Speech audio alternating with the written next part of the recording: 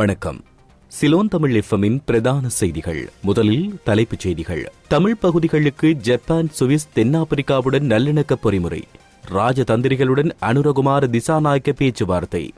அனுரவின் அமைச்சரவையில் வரி உயர்வுக்கு எதிரான குரல். 15% வரிக்கு சுனில் கெந்துனெத்தி எதிர்ப்பு.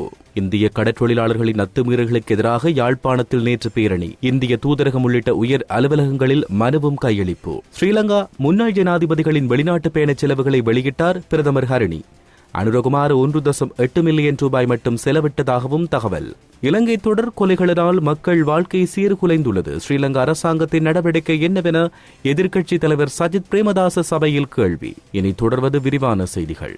யுத்தத்தினால் பாதிக்கப்பட்ட வடக்கு பிராந்தியத்தில் தேசிய நல்லிணக்கத்தை வளர்ப்பதற்காக ஜப்பான், சுவிட்சர்லாந்து மற்றும் தென்னாப்பிரிக்கா இணைந்து மேற்கொள்ளும் திட்டம் ஸ்ரீலங்கா ஜனாதிபதி மற்றும் ஜப்பான் தூதுவர்களுக்கு இடையிலான சந்திப்பில் கலந்துரையாடப்பட்டுள்ளது.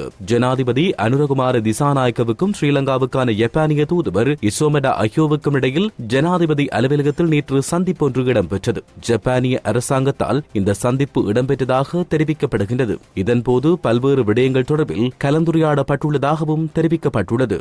இலங்கையின் தற்போதைய பாதுகாப்பு நிலைமைகள் தொடர்பான கலந்துரையாடல் ஒன்று ஸ்ரீலங்கா ஜனாதிபதி அனுரகுமார திசாநாயக்க மற்றும் விமானப்படையின் உயர் அதிகாரிகளுக்கிடையில் நேற்றைய தினம் இடம்பெற்றது. இலங்கையில் அண்மை காலமாக அதிகரித்து வரும் துப்பாக்கிச் சூட்டு சம்பவங்களை தொடர்ந்து ஸ்ரீலங்கா ஜனாதிபதி ராணுவ மற்றும் கடற்படை உயர் அதிகாரிகளுடன் கலந்துரையாடலில் ஈடுபட்டார். அதனைத் தொடர்ந்து ஜனாதிபதி அலுவலகத்தில் விமானப்படையின் உயர் அதிகாரிகளுடன் கலந்துரையாடல் நடைபெற்றது. இதன்பொழுது நாட்டின் பாதுகாப்பு நிலைமைகள் தொடர்பான எதிர்கால செயற்பாடுகள் குறித்து கவனம் செலுத்தப்பட்டதோடு வலுவான விமானப்படை ஸ்ரீலங்கா விமானப்படையை வலுப்படுத்தல், இலங்கை ராணுவம் மற்றும் கடற்படையின் முன்னெடுப்புகளுக்காக விமானப்படையின் ஒத்துழைப்பை பெற்றுக் கொள்வது தொடர்பிலும் கலந்துரையாடப்பட்டது. இம்முறை வரவு செலவு திட்டத்தில் ஸ்ரீலங்கா விமானப்படைக்கான ஒதுக்கீடுகளின் அளவு மற்றும் விமானப்படையில் தற்போது காணப்படும் தேவைகள் தொடர்பில் இதன்போது கவனம் செலுத்தப்பட்டது. கொட்டாஞ்சேனை பகுதியில் ஒருவரை கொலை செய்ததாக கைது செய்யப்பட்ட 2 சந்தேக நபர்கள் காவல்துறையினரால் சுட்டுக் கொல்லப்பட்ட சம்பவம் தொடர்பில் பதில் காவல்துறை அதிபரிடமிருந்து அறிக்கை ஒன்று கோரப்பட்டுள்ளதாக ஸ்ரீலங்கா பொது பாதுகாப்பு அமைச்சர் ஆனந்த விஜயபால தெரிவித்துள்ளார். ஆயுதங்களை காட்ட அழைத்துச் செல்லப்பட்ட போது சந்தேக நபர்கள் கைவிலங்கின்றியா அழைத்துச் செல்லப்பட்டார்கள் என ஊடகவியலாளர்கள் கேள்வி எழுப்பிய போதே அவர் இவ்வாறு கூறியுள்ளார். கொட்டாஞ்சேனை சம்பவம் தொடர்பான உண்மைகளை தாம் நீதிமன்றத்தில் அறிக்கை தாக்கல் செய்வதாகவும் அமைச்சர் சுட்டிக்காட்டியுள்ளார். ஹம்பகாவில் நடைபெற்ற காவல்துறை நிலைய திறப்பு விழாவில் கலந்து கொண்ட பின்னர் ஊடகவியலாளர்கள் எழுப்பிய கேள்விக்கு பதிலளித்த போதே அவர் இவ்வாறு தெரிவித்துள்ளார்.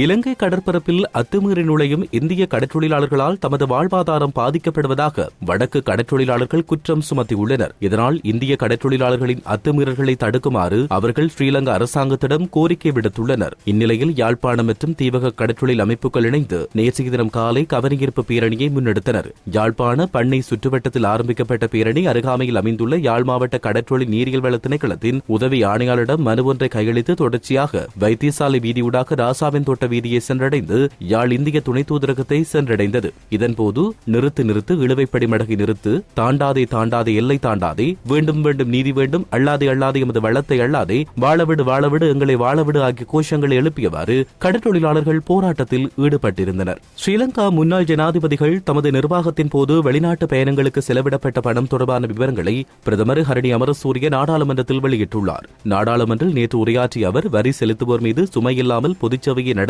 முடியும் என்பதை தேசிய மக்கள் சக்தி அரசாங்கம் நிரூபித்துள்ளதாக கூறினார். 2010 முதல் 2014 ஆண்டு வரையான காலப்பகுதியில் முன்னாள் ஜனாதிபதி மஹிந்த ராஜபக்சவின் வெளிநாட்டு பயணங்களுக்கு 3572 மில்லியன் ரூபாவும் 2015 ஆண்டு முதல் 2019 ஆண்டு வரையான காலப்பகுதியில் முன்னாள் ஜனாதிபதி மைத்ரிபால சிறிசேன 384 மில்லியன் ரூபாய் செலவிட்டுள்ளதாக பிரதமர் ஹரணி அமரசூரிய தெரிவித்தார். 2020 முதல் 2022 வரையான 2 வருட காலப்பகுதியில் முன்னாள் ஜனாதிபதி கோட்டாபய ராஜபக்சவும் 1262 மில்லியன் ரூபாவும் 2023 ஆண்டு முதல் 2024 ஆண்டு வரையான காலப்பகுதியில் ஜனாதிபதி ரணில் விக்ரமசிங்கவுக்கு 533 மில்லியன் ரூபாய் செலவிடப்பட்டதாக கூறினார். தற்போதைய ஜனாதிபதி அனுரகுமார திசாநாயக்க 2024 ஆண்டு முதல் 2025 பிப்ரவரி மாதம் வரையான காலப்பகுதியில் 1.8 மில்லியன் ரூபாய் மட்டும் செலவிட்டுள்ளதாக அவர் சுட்டிக்காட்டியுள்ளார்.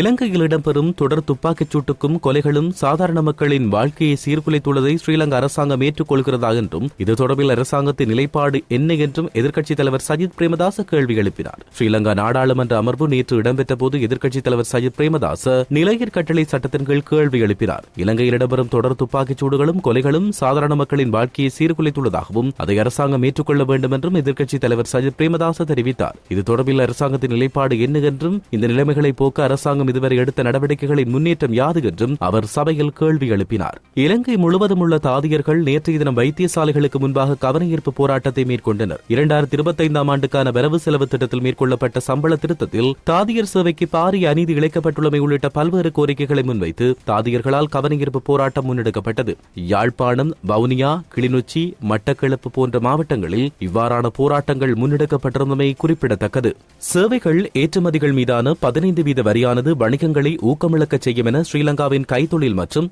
ஸ்ரீலங்காவினுடைய தொழில் முயற்சியாண்மை அபிவிருத்தி அமைச்சர் சுனில் கெந்துனத்தியை தெரிவித்தார். இலங்கைக்கு டாலர்களில் வருமானம் ஈட்டுவோருக்கு 15% வரியை அறவிடுவதற்கு ஸ்ரீலங்கா அரசாங்கம் தீர்மானித்துள்ளமை பல்வேறு விமர்சனங்களை தோற்றுவித்துள்ளதாக அவர் குறிப்பிட்டார். மேலும் முயற்சியாண்மை அபிவிருத்தி அமைச்சர் என்ற வகையில் இந்த வரி விதிப்பை அணுகுவதாக அமைச்சர் சுனில் கெந்துனத்தி குறிப்பிட்டார். குறிப்பாக நிதியமைச்சின் அதிகாரிகள் வரி வருவாயை ஈட்டுவதற்கு இது தேவையான நடவடிக்கையாக கருதுவதாகவும் அமைச்சர் குறிப்பிட்டார். டிஜிட்டல் எனப்படும் எண்ணியல் தொழில் முனைவோரின் பங்களிப்பை சுட்டிக்காட்டிய சுனில் கெந்துனத்தி இந்த விடயம் குறித்து மேலும் விவாதங்கள் நடத்தப்படும் என்றும் அவர் இதன் பொழுது தெரிவித்திருந்தமை குறிப்பிடத்தக்கது. இத்துடன் சிலோன் தமிழின் பிரதான செய்திகள் நிறைவடைகின்றன. தொடர்ந்து நீங்கள் செய்திகளை அறிந்து கொள்ள www.silonthamil.com என்கின்ற எமது இணையதளத்திற்குள் பிரவேசியுங்கள். வணக்கம்.